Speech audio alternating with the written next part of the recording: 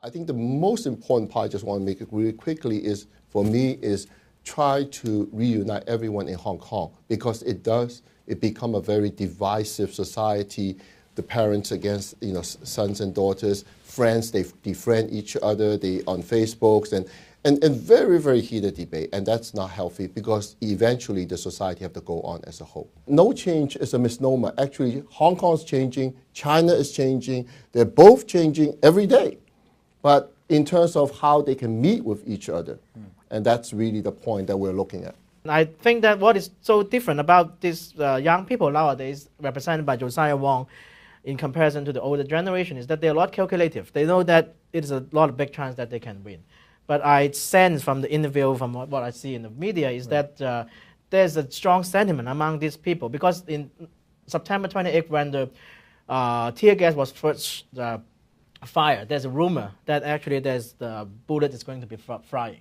And then some of the police, as captured by the photojournalists, actually holding the red banner saying that if you don't disperse, we will shoot. So there's really a perception that they will use real bullet, or at least rubber bullet. Of course, in the end, we know that it's not true. But the fact that with this information, and then the Hong Kong Federation of Students and Occupy Central leadership actually announced that let's go home, is very dangerous. But more and more young people come out that the fact that they're a lot afraid of this situation, and according to the expression of their will, and I feel that I'm afraid that among them there's a strong sentiment that we know that Hong Kong is dying, but we want to die in dignity.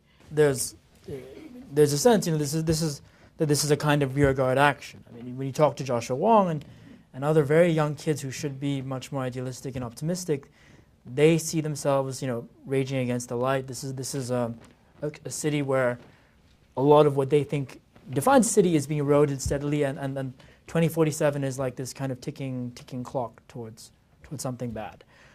So it's very much, that's what animates it. That's what they recognize, that maybe their next generation, their kids will be on the streets, but they want to be there now because they don't want to have kids in the city who have to protest again. And that's what Joshua Wong actually told me. He said, I don't want my kid, and this is a kid who looks like a kid, have to be on the streets doing this close at a time.